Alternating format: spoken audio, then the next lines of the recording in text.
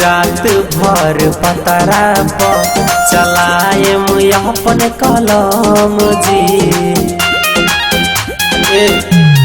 सुनिए ना बानिया कताइल काहे सुनिए बलम जी। रात भर पतरा पर चलाए अपन कलम जी।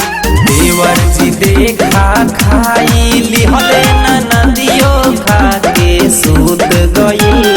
सबर तनी सायौरी करी बलम जी दिया वो भूत गई। पूरा भरी नया गोरा करी पाला हरिया तना में उठ गई।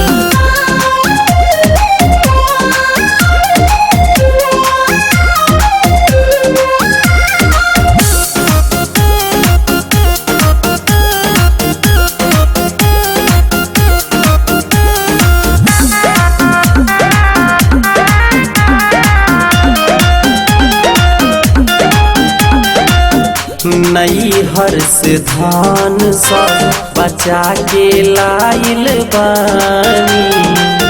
तब काहे राजा खिसियाइल रउआ बानी। नार उठल जाला नई हर्ष धान सब बचा के लाइल बानी। तब काहे राजा खिसियाइल रउआ बानी। मनाज कहनी फिर से मंगल यार वो हम से रूठ गई।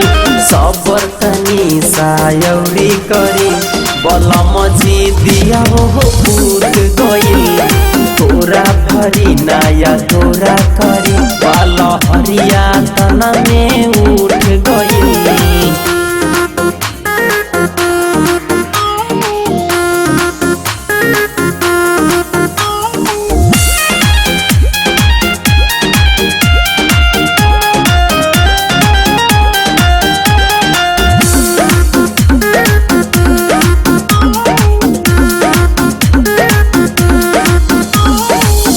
चेक कली पिया वीरेंद्र एक ना खरोच बा।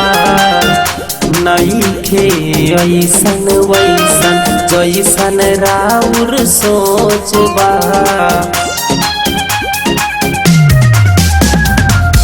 चेक कली पिया वीरेंद्र एक ना खरोच बा। नई खे ऐसन वैसन जैसन राउर सोच बा। देवी दयाल से रहे नाता शादी से पहले टूट गई। सबर तनी सायौरी करी बलम जी दिया वो भूत गई। गोरा भरी नया गोरा करी बाल हरिया